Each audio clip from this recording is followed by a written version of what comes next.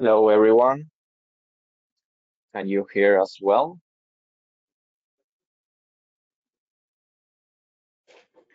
Welcome to today's webinar. We are going to be talking with Elia Bortoletti and I about harnessing soil functionality to maximize biostimulant impacts. Now we are going to give a couple more minutes so more people can join before starting.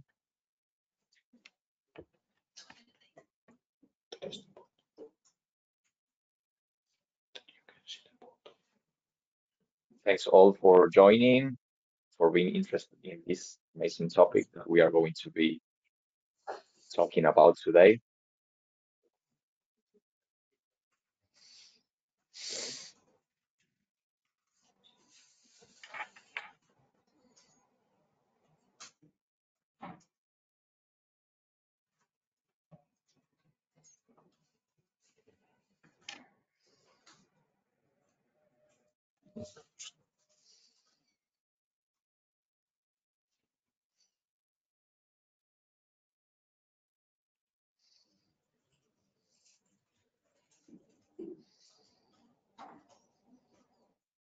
Can someone confirm in the chat if you can see us and hear us well, please?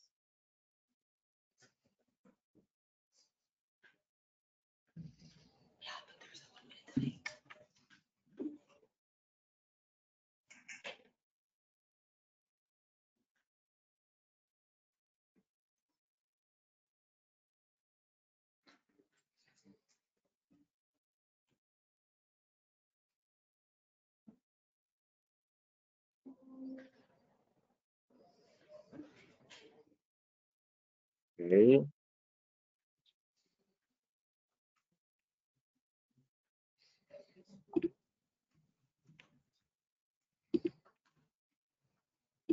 perfect.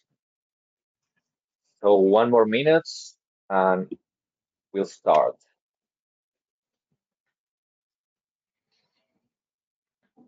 For some reason, my window bar is appearing.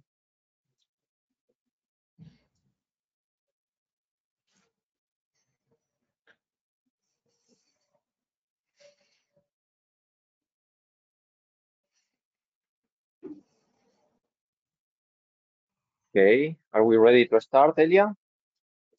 Yes. Perfect. So welcome everyone to today's webinar, Harnessing Soil Functionality to Maximize Biostimulant Impact. Today we'll be presenting a very interesting use case over the final of this webinar. So please stick around until the end. We are going to start presenting our agenda today. The first part will be an introductory part related with some functionality and soil health. Then we'll jump to the plant biostimulant part. The two last part of this webinar would be related to the trial experimental design that we ran together with Elia and the results of this field trial that we got for the biostimulant that we are going to talk about today. And a very important thing to highlight also is that the last 10 to 15 minutes of this webinar will be specifically for answering questions that the audience had. So please feel free to write your questions in the chat. Be reading them out loud at the end and answering as well. So thank you again all for joining, and I'm going to start introducing myself. My name is Juan Rebori. I am business developer manager at Biome Makers, responsible of the commercial development of our service BeCrop trials worldwide. This is a specific service that focuses in measuring the agricultural input application in the soil health using soil microbiome functionalities as bioindicators. As some of you might know, Biome Makers is a global company that focuses in soil health and soil microbiome analysis. We operate in more than 50 countries worldwide. Well, we have several collaborations with universities, research institutions, and private companies like Kelp as well. So, Elia, would you like to present yourself? Definitely. Thank you very much, Joan, and thank you very much, everyone, for being here. My name is Elia Bortoletti. I am a agronomist lead for Kelp. Kelp is a manufacturing company that we make biostimulants, but in a sustainable and environmental friendly way. We operate in some amazing and beautiful location that I will have the pleasure to introduce you later on.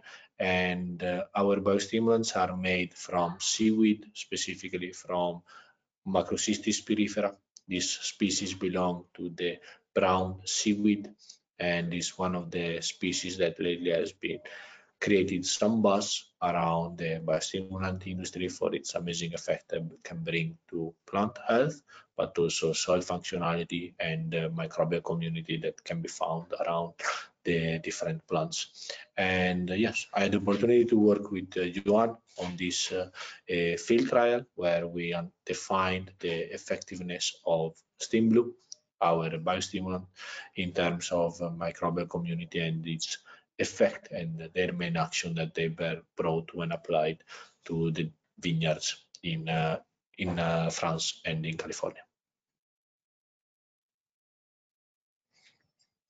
Thank you, Elia, for the introduction. We are going to start with the first part of the presentation, which focuses in soil functionality and soil health introduction. So, when we talk about soil health, we can relate to soil life, I think. There is a lot of opinions about what is actually soil health and how can we measure soil health. But if the two words that compose this phrase soil health, we can analyze each of these compounds separately. So, for example, soil is a symbiotic ecosystem that contains mainly three main components.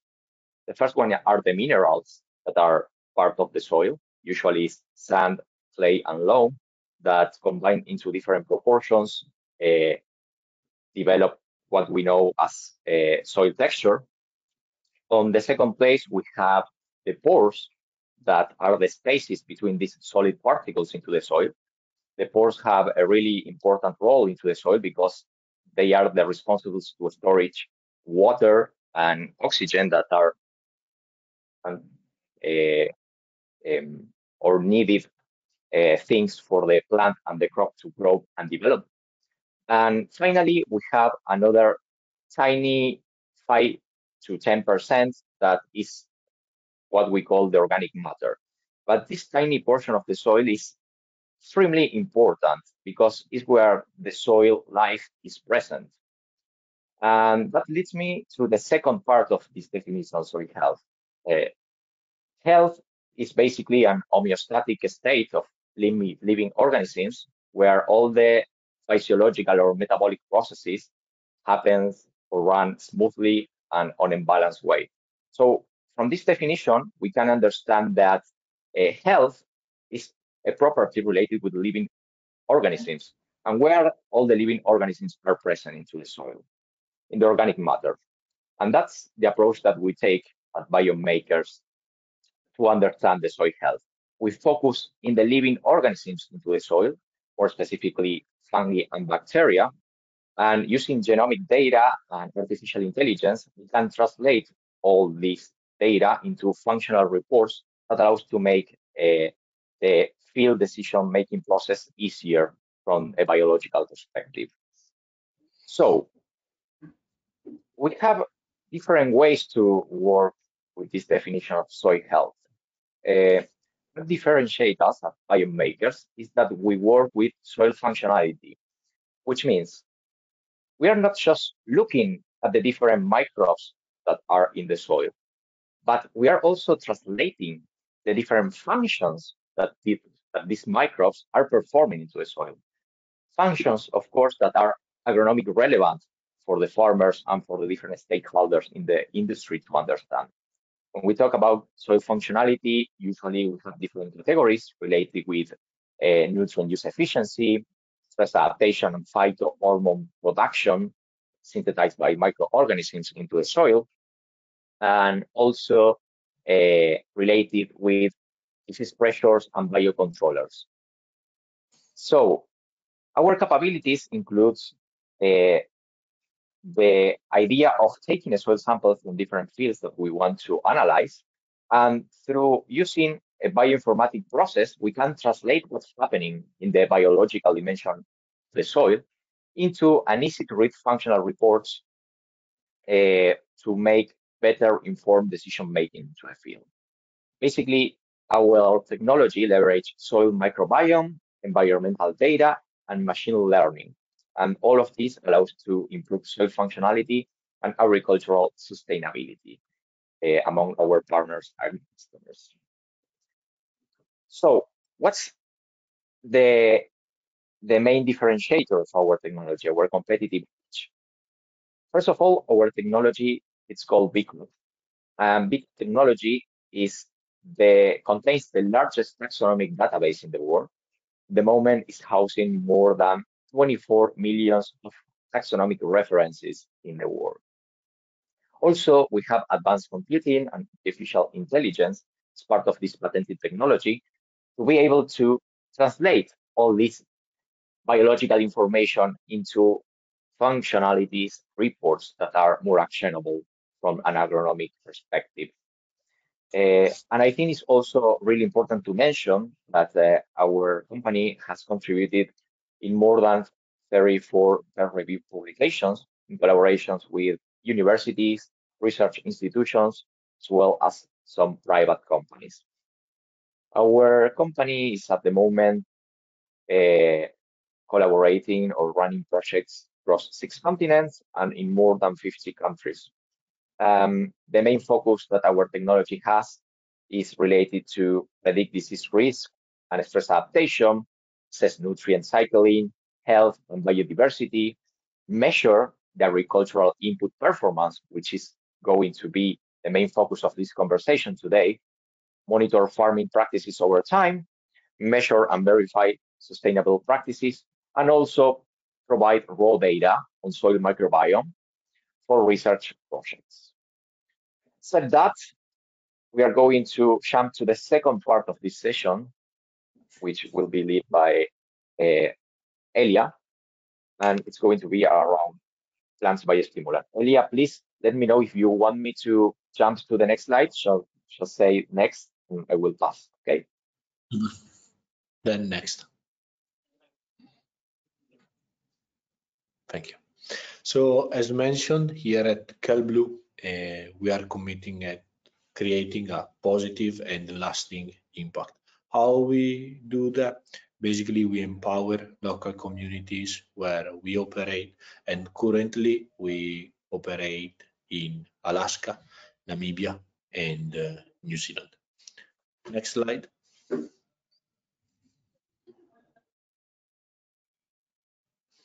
Basically, what sets apart as a company is the fact that we really own and we are in charge of creating our own products. What does it mean? Basically, we own the whole supply chain from the hatchery, where basically we breed the different strains of seaweed to actually harvesting them. But first of all, how do we farm our seaweed? Basically, we put the different seeds, the different strains of seaweed inside twines, and our engineering team brings them out in the ocean up to 15 kilometers, where actually they put these twines inside the ocean up to 15 centimeter depth. These twines are taken into tension basically by different netting modules, where actually they are taught to ensure that no biodiversity gets entangled, and actually this is the best way in order to ensure also that more and more with the kelp coming out of the water, more and more seaweed species can coming over and visit freely our forest. Then in the best growing season, the kelp forest can grow up to 50 meters and up to between 50 and 60 centimeters per day. But we are not greedy. We don't take it all. We just harvest the first meter of the canopy, and that goes inside our manufacturing process where we develop biostimulants as the as our flagship product, but also we create some different solution out of the waste because we do not want to basically leftover anything. Next slide. So as mentioned, we are really in charge of the whole supply chain. As I already said, we breed them inside the hatchery. We can harvest up to 4 times of kelp per system, per module, and thanks to our biorefinery process, we make different products according to the different type of seaweed that comes in. For example, we do not only make biostimulants, but we also create different products for the cosmetics and pharmaceutical industry, just making sure that nothing of the kelp of this precious material gets waste. And then, of course, through sales and distribution, we create the value and having a farmer-centered approach. Next slide. So our biostimulant. So Steam Blue is our current product, is a liquid, 100% liquid seaweed extract. Basically, it means that it's not an enriched formulation. This is obtained mainly from a technology called cell burst extraction, where the cells of the kelp are brought to that pressure that the cell walls burst, it breaks, and it releases all the different elements and macro and micronutrients that are good for plant growth and development throughout the growing season.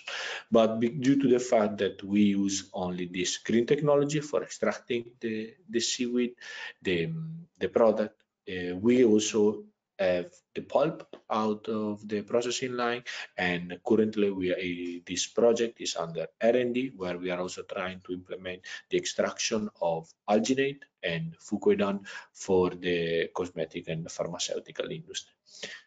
Next slide. But what is a biostimulant? So for us, this product specifically, again, is 100% liquid seaweed extract, nothing enriched, is a product that is effective in many ways. The first one is, of course, the plant regulation part. So even though, it's a liquid seaweed extract, it has that right amount of phytohormones, and by that I mean mainly auxin or cytokinins that are fundamental for plant development. And of course, these one are also very good, especially in when the plant is under stressors.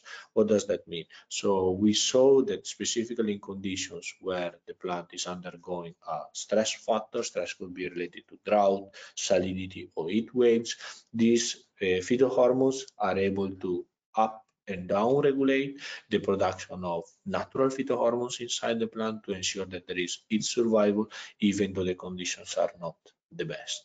And one, of course, of the main, let's say, values that we are, the main pillars that we are trying to chip in is the fact of the nutrient uptake, because currently crop have been throughout the years lowering the nutrient uptake capacity. So it means that more and more fertilizer is needing to get the same amount of it. But by boosting its normal nutrient uptake capability, then we are also able to reduce the amount of chemicals that we use per hectare. And of course, this can only have a positive effect on soil health, because we saw that by reduce, of course, the different chemical fertilizer happening inside the growing season, then of course the more and more biodiversity is available for the plant and for its production. Next slide. So as a company, we have 4 main pillars that we are built upon, and we actually value what we do. So the first one is, of course, the social return. So for us, we have a farmer-centered approach. What does it mean? That we are trying to develop solutions that benefit farmers, their profitability of their operation, but also what they leave for their legacy.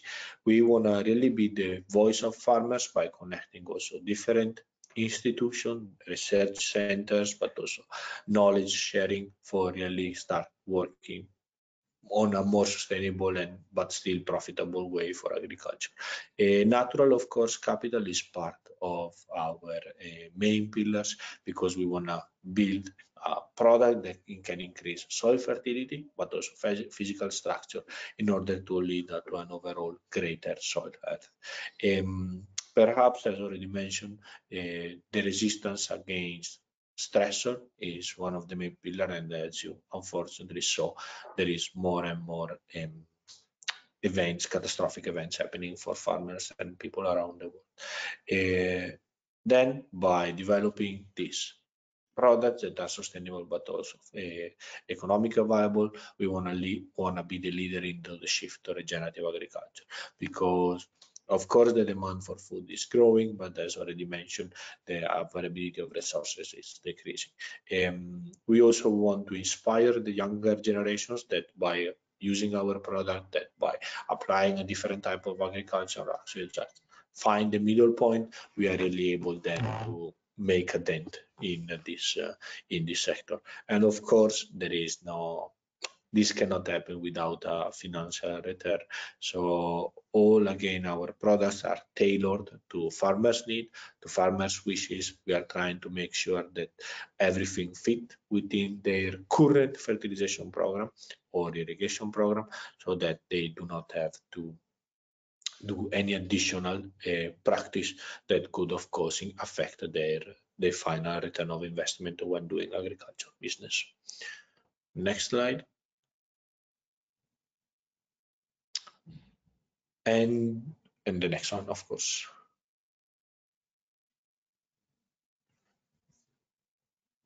And over to you. Thank you, Elia. And this third part of the webinar, we are going to see in a deeper way the methodology that we use in the field trials to understand steam effects in the soil microbiome functionalities.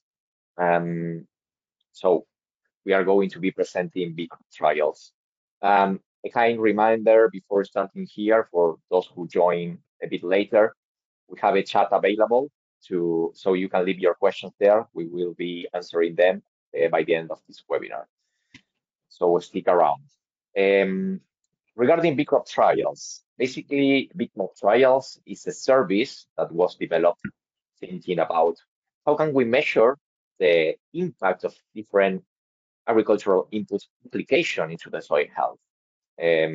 So we have this unique approach that uses the soil microbiome functionalities changes over time after the input application to understand how these different soil microbiome functionalities varies during the time and how can obviously affect soil health as well.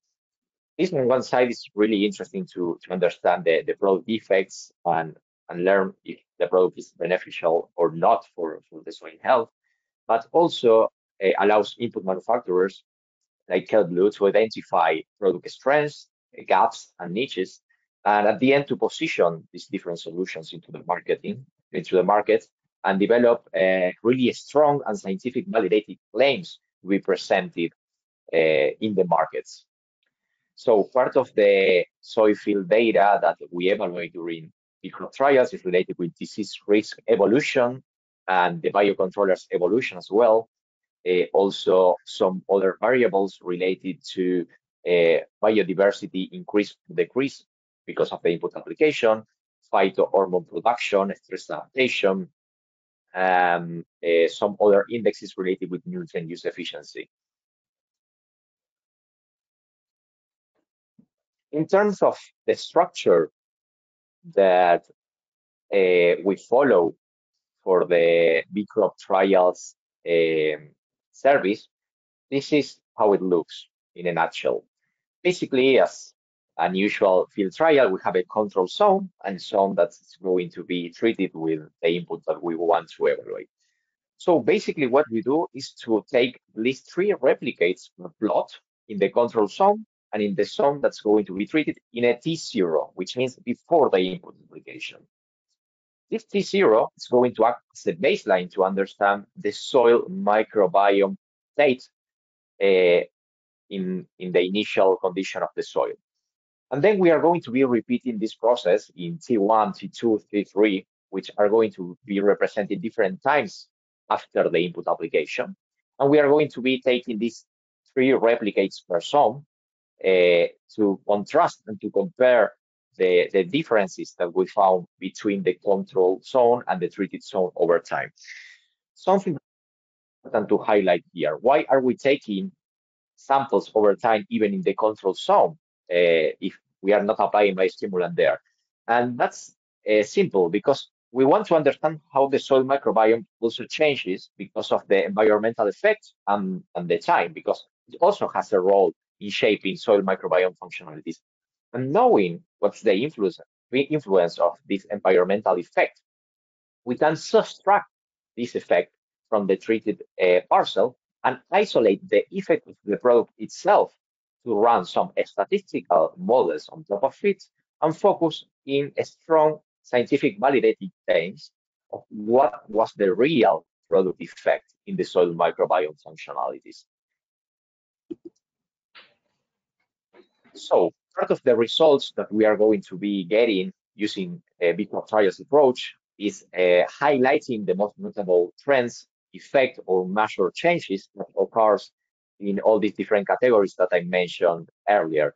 Evolution in nutrient pathways, in hormone production, in stress adaptation, metabolites that are synthesized by microorganisms.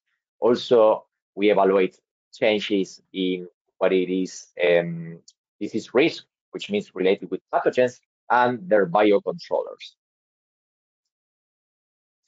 Something that is really interesting also to highlight here, and this was also part of the trial that we ran together with Elia, is the fact that when we run this protocol, BeCrop trials, into different locations, we are also able to understand where a product is working better. And obviously, if we are also finding that there is a trend over the different locations, for example, increase in seed pathways, we can really be sure that this product is really good at increasing these specific soil microbiome indexes.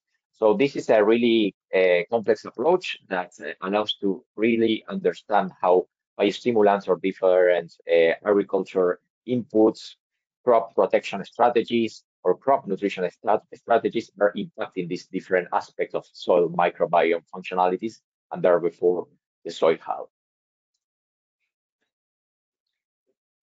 So part of the effect dealing with BeCrop trials is understanding which of these different soil microbiome functionalities could be causing yield improvements or increases in crop quality.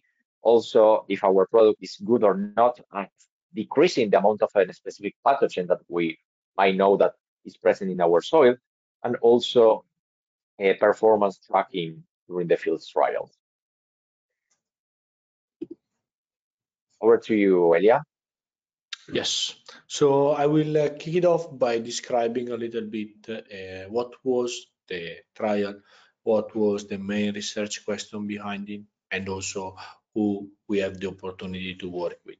So at Kelp, we run a program called the Ambassador Farmer Program, where we work with influential farmers in specific regions that they can really have positive effect on their community. So basically, they are a little bit of guides for farmers, for the upcoming farmers, and also for the older, a little bit generations.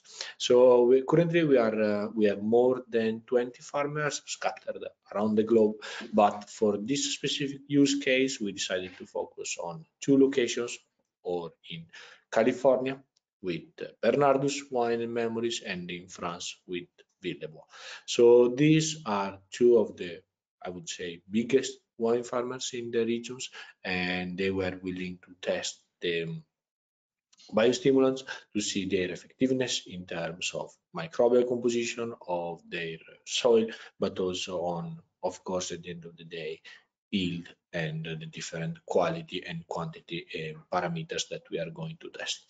In terms of experimental design, as you rightly mentioned, we always test a control plot and a treated plot.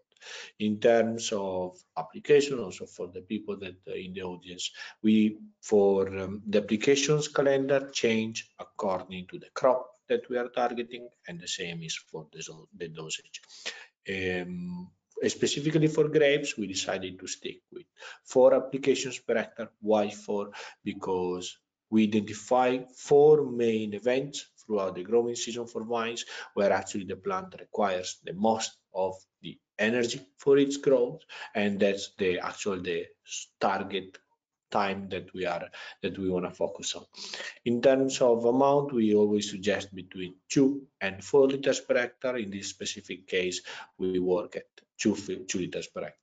And actually, in terms of application, we only suggest foliar application, and this actually was the main reason why Joanne and I decided then to maybe dive into the results, because those were quite astonishing considering the type of application that we always suggest.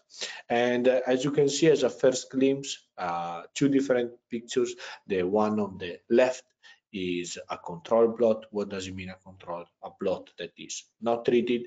And on the right, you can see a treated plot where Steam Blue was applied. Usually the application was done in the evening or in the morning to avoid direct sunlight or too high humidity, to ensure that also the droplet would really fall on the leaf. And as you can see, just to spot the first difference in terms of color, the plot on the right, the color is much more greener, much more alive, and that it means that also the different spud contents, spud in terms of the nitrogen composition is already higher. That means that more macro elements are created through the photosynthesis process, and of course then the plant can grow higher and better. Next slide. Yeah, just a quick addition before moving forward related to what you mentioned earlier of the foliar applications. We usually get a lot of questions about what if my product is a foliar application product. And this is a really interesting case because sometimes the foliar applications are influencing the plant physiology itself. And the plant physiology sometimes translate into the different exudates that the rhizosphere area is developing, and therefore affecting also soil microbiome composition and functionalities. So we wanted to make that addition. Nice one. In terms of results, so as the Biome Makers company, the BeCrop platform is able to provide the results under different statistical level of significance, we decided to focus only on those results where the statistical significance was above 90%. It means that there is only 10% that the results are due to the case. Why we decided to focus only on those? Because we thought that those are the ones that actually matter for the value of proposition that we want to bring to the farmers, while the other ones, of course, are nice add-ons that we can also share, but still we also want to be very mindful in terms of the claims that we are making, because we are a science-based company, and we really always try to be as reliable, as much reliable as possible. And for me, this was one of the most important results, and this is important to mention that this result was witnessed among the 2 different areas. So both in California and in France, we saw that there was an almost 200% increase in nitrogen pathways.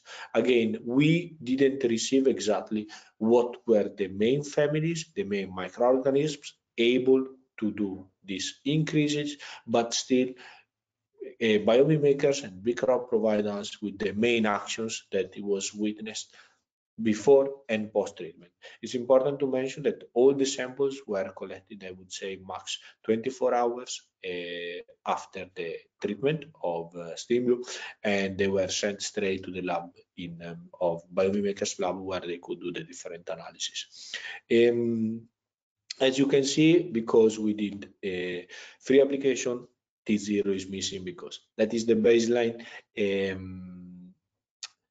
There is a little bit of an effect can be witnessed already at T1, but because T3 corresponds to Verizon, that is basically the phenological stage where the vines switch from vegetative to reproductive, that is actually one of our target, because that's when the plant requires the most of the energy, the nutrients, and actually the information to make this switch.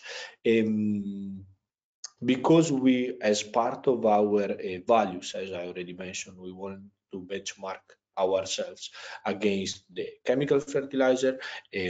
For us, this is an amazing result, and again, considering that the application is foliar, because by saying that we are able to increase nitrogen pathways, it means that potentially we want to reduce the amount of fertilizer that we are spraying per hectare. And how that this works. So basically, as you rightly already explained, Juan, by the exudates that the plant is able to produce when the different farming inputs are applied, it basically signals to the different microbes that they are in the area, that where the application is done, where the plot is treated, there is good food, there is a good environment for them to grow and to thrive. And in exchange, because this is a mutual relationship, in exchange, what do? Basically, they use the macro and micro elements that they are already present in the area to basically to make them from organic to inorganic form. And actually, this is the form that plant can then suck upon, because of course with the current fertilizer, chemical fertilizer practices, when a farmer just spray the different farming inputs, the plant is not, how can I say, the plant is not stimulated to extend the roots, to go down, but to find for the natural and organic stuff.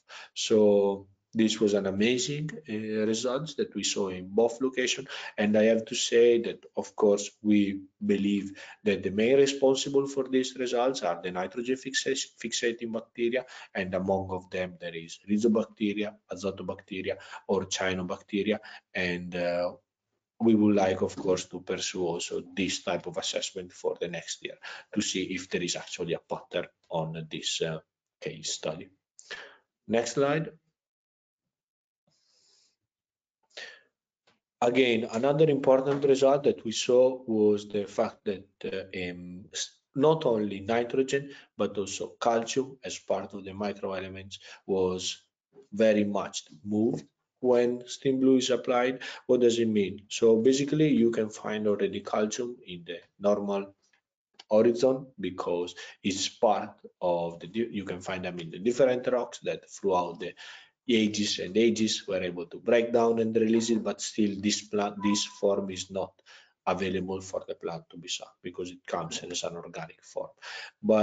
And by also, of course, calcium is very important, especially in terms of soil structure, because as you already mentioned, Joan, it affects micro and micropores ratio and the overall fertility, but also in terms of the environment for the plant to grow better and thriving, especially under stressful conditions. And we saw that calcium was up to 4% in the different treatments, and again at Verizon was the most important one, and we can see that also this one was witnessed with 90% or above statistical significance in the assessment. So also for us, again, we can make claims that overall with Steam Blue potentially we are able again to decrease the amount of chemical fertilizer applied per hectare, because we work on the microbial community to make those macro and micro elements more available for the plant. And was especially important because, again, this one was witnessed among the two different locations. And overall, as a part of our value proposition, we are able to say that by applying Steam Blue, we are able to improve the nutrient use efficiency. And for us, it's not about spraying more, but actually using what's already available in the soil by harnessing the different plant actions by working on the soil health. Next slide.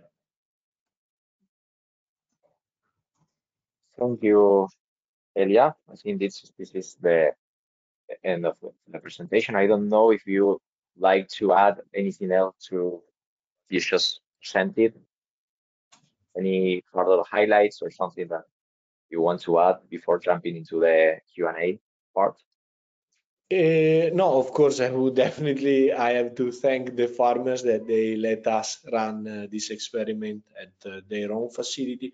And also, it's very important to mention that when this trial was executed, was carried on, Steam Blue was a part of their already nutritional and irrigation plan that they had in place. So basically, this means that we didn't add an additional treatment for their fertilization program, because we also did some measurements and also saw some compatibility with the current products that they are already using in their facility. And that also for them was an additional value, because we could, in a sense, they could make the financials behind the farming system still make sense. Okay. Thank you, Elia. Now we are going to be jumping to the Q&A session. And of course, I invite you all to contact me or Elia if you have further questions, or I don't know, if you like to learn more about Steam Blue or BeCrop trials technology. We are going to be open to answering your questions privately to the webinar. Um, yes, we will be at disposition for to work with some of you if you're interested. So going to the questions, let me have a look. I have the questions here. I will be reading them for the audience and see if we can answer them. So the first question is, I'd like to know if there is any experience in harnessing the case of soil pathogen eradication process. So I think I can take that one. Yes, we have experience working on and on measuring how can we reduce soil pathogen by input application, both chemical and biological applications. Part of what we do, all these metrics bars that you visualize when Elia was presenting are also available for the different crop-specific pathogens are present into the soil. So, for example, if we have a problem with fusarium and we want to learn if the product application that I made had an impact or not in the fusarium population, we can quantify that diminution of fusarium into the soil, that decrease fusarium in percentages, and also with a p-value associated with it, which means we can provide a statistical confidence of the results that we are getting. Second question is, will you share the record of this webinar later? Yes, you will receive an email with the recording within 24 hours after the webinar. Next question is, does the stage of plant growth have an effect on the efficacy of a foliar biostimulant? At which stage of plant growth is a foliar seaweed biostimulant most effective? How often should a foliar application be made? I think I can answer part of the question, and I will leave the second part to you, Elia.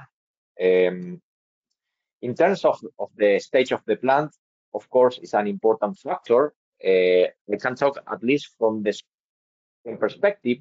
The soil microbiome is a dynamic environment, which means the soil microbiome is changing over time, especially when phenological stages of the crop is changing over the season. That's why it's important to have the phenological state of the crop into account when it comes to measuring the different impacts that we want to learn about when applying an crop protection or crop nutrition strategy. Elia, feel free to add anything that you like. Thank you for the intro, first of all. Yeah, I have to say that this is very much a specific question because also when we design the different experiment that we are running worldwide, currently we have almost more than 80 field trials happening with independent research organization, university, farmers.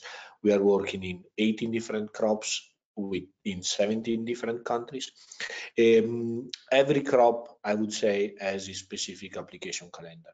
And for example, we are looking at grains where we are looking at 2 applications per growing season to 4 applications, for example, in this case for wines. And for us, it's also important to define and also to actually support the farmers when doing this application. That's why I said that we always try to meet their wishes and needs. And this means, for example, that let's say for grains, we are trying to do the application when also they do the drilling of the product or in the field. So in a sense, for us, is also trying to accommodate them when they do the different spraying. And I would say that probably the most important time, the most important moment is when there is the switch between the vegetative to the reproductive phase, because that is actually when the plant needs the most of the nutrients available to actually, start producing what will be the final fruit or grain or grapes. So that's something that we are always targeting. And of course, inflorescence is also another one that for us is a key moment in the plant development growth. But then, of course, also for grains, where of course the growing cycle is a little bit shorter, we are also trying to increase the germination percentage and also the first attachment of the seeds in the soil, because that's something that farmers face and they have some challenges about that. But we can provide with all the different experimental design, applications calendar per crop, and the recommendation if there is any specific question. Thank you, Elia. Next question is, for the 1 year experiment, it's the total amount 4 times per 2 liters per hectare? Correct. Yeah, In this specific experimental design, we suggested 4 applications per hectare. The first at the different phenological stages and one after the harvest in order to bring some, let's say, freshness to the plant after this the harvest. But again, it can be very much depend on the growing season and also on the crop. And again, also something that is important to keep into account, we suggest an additional application when there is some stressor happening like heat waves or it's a very dry season, because definitely brings some relief to the plants. thank you, Elia. Next question is, do you use bricks and/or SAP analysis to measure plant response in addition to soil biology responses? From my side, we don't not use bricks or SAP analysis. We don't have the cap house to make those type of analysis. Even though we can integrate additional analysis if they are provided by the clients or other companies to find correlations between what we found into the soil and what we found into the bricks or SAP analysis. We have the capabilities in-house to run these data analytics models and to find correlations, obviously, in the case that are available for these specific experiments. I don't know if you want to add anything here, Elia. No, I would say that also when we run a field trial, for us is always important to understand what are the main quantity and quality parameters that farmers are paid when they deliver their commodity. So, for example, we measure the bricks degree, for example, for sugar beets, grapes, strawberries, while for example for other crops, let's say row crops, we just measure the protein and moisture content. So again, it also depends very much on what is the farming system, and if farmers they would rather focus more on the yield, on the quantity rather than the quality, or vice versa. Thank you, Elia. Next one is for you as well. Is the kelp product a product of fermentation? And does it contain microbes? If so, bacteria or fungi or both? No, our product is not from fermentation. Our product is just currently a very simple mechanical extraction, because we do not harness any chemical in order to increase the extraction process. And yes, definitely our actually this is funny that you ask, because we are currently develop an additional line of biostimulants where that they focus on market development, country development, or crop development. And actually one of those is a product with plant growth promoting rhizobacteria inside. And as of the first step for developing this product was actually to identify what is currently inside, what is the biostimulant effect brought by. And basically we realized, I don't exactly remember the name of the strain, but that there are bacteria enabled to fixate nitrogen, and to mobilize phosphorus. So this is also in line with what you guys have provided in terms of results. And so I would say that mainly we are dealing with bacteria according to the in the production process, and those bacteria of course are treated and are controlled to stay in the product, that there is no any issue throughout the growing season. Okay, thank you, Elia. Exciting news about this uh, microbes addition to your product. I am looking forward to testing the field trials. Yes. Next question. Uh, why wasn't organic nitrogen analyzed, since the soil health starts with organic nitrogen that can be analyzed? Can be mineralized.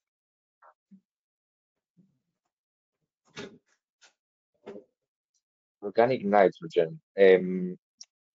So, to answer part of this question, we are not analyzing or quantifying the amount of nitrogen into the different uh, states into the soil. We are not, this is not a physical chemical analysis. What we are doing is to take the soil samples, to extract the DNA that is present in the soil sample, identify all the different microbes that are in that soil sample, and using our proprietary bioinformatic pipeline, we translate the taxonomy of the profile of the soil microbiome into the different functionalities that they perform into the soil. So we are not measuring actually the amount of nitrogen or organic nitrogen.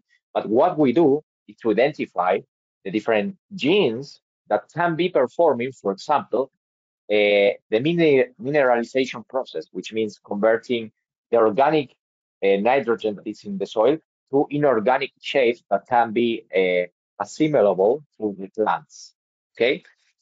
In case that I miss any part of this question, feel free to write us an email and we will be happy to dig in a bit deeper on it. I don't know, Elia, if you like to add anything here. No, again, as you rightly so mentioned, we are looking at pathways related to the macro and micro elements. And that's also for us what we wanted to understand and what changed when the product was applied, rather than the different type of nitrogen for ammonium nitrogen, uric, nitric nitrogen. We were interested in the nitrogen pathways as a whole, rather than the different elemental breakdown or chemical and physical analysis. That's the last addition as well. We have the capabilities at Biome Makers to integrate this physical chemical standard analysis to our analysis. So that's a possibility as well, but this is not our main focus. Just as a reminder, we focus in soil microbiome functionalities and processes happen into the soil biological dimension.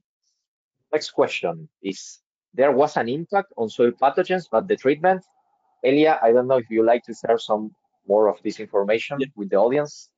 Yes, this was actually part of the results where there was, let's say, a little bit statistical confidence between 80 and 93%, but for the sake of also everyone's time, otherwise we would need to sit here for days, we decided to focus only on few ones. But basically we saw that by applying Steam Blue, actually the natural microbial community with positive insecticide action was actually called upon. So this is actually still very, very interesting for us because this we never thought to see the biostimulant as actually a natural insecticide, especially for the negative ones. But we also saw this trend in the trial that we did in France and California, or I think actually probably only in France. This is definitely that we something that we're gonna explore further also next year with Juan for the next growing season. But to also, of course, considering the threatening challenge that the insecticide are getting. First of all, more and more resistant to chemicals, but also they are getting more and more familiar with our current environments.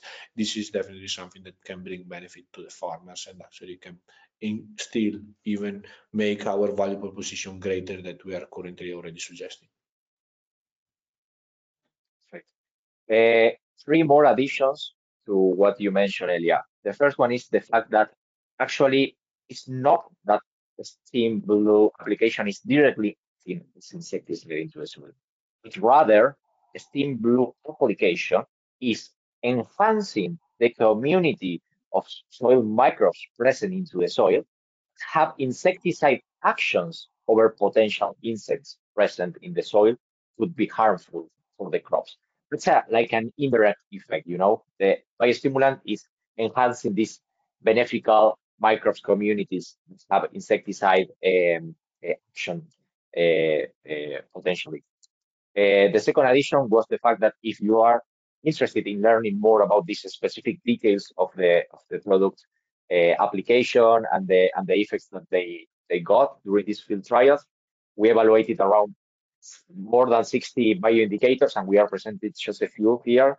Just feel free to write Elia directly to his email, and probably he will be happy to answer this question. And one last thing, as we are in the last 5 minutes of the session and we still have a couple of questions to be answered, feel free to reach out to both of us and we will be happy to continue the discussion. So just quickly jumping to the next one, can Steam Blue Plus also be used on other crops? Definitely.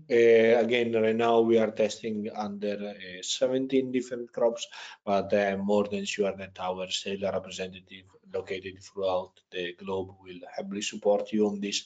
But yeah, we have results spanning from grains to vines to potatoes to veggies. So we are also, and for example, in Europe where we just got our CE registration, we can actually farmers can apply our product in for the all the three different categories. So it means orchards, grains, and veggies. So the whole spectrum is covered. That's one is, what was the impact of treatment on quantity and quality of the harvest product? I don't know if Elia, if you can share some of this information with the Yeah, audience. definitely. So actually, grapes. Of course, we decided to do a trial on grapes because it's probably our, let's say, flagship crop. Probably it's also due to the length of the growing cycle, but basically we saw some amazing results and for more consecutive years in a row. For example, another use case that we have in France is we saw an increase in yield between 15 and 20% for 2 years in a row, and this is something that for us and also for the farmer was really almost speechless because he didn't actually the production costs were a little bit higher, of course, because there was also the application of Steam Blue, but then looking at the overall ROI, that was really something out of this world potentially. But yeah, definitely also when we are measuring quantity and quality parameters are always part of our assessment. Those, of course, and especially the economics behind the farming system have to make sense. Otherwise, of course, farmers, for them, it's difficult then to switch to or to add another agricultural inputs on their current farming system. Thank you, Elliot. Okay, that was the last question. Actually, we had a couple more, but as we don't have more time left, we have to stop here. But again, feel free to reach us out by email, and we will be more than happy to continue the discussion over email or over a video call with you. So we can learn from each other more about soil health, soil microbiome, and biostimulants. So thank you everyone for joining today. We will be in touch, I hope. Thank you, Thank you very Elia, much. to you as Thank well. you very much, everybody. Bye bye. Take care, everyone. Bye bye.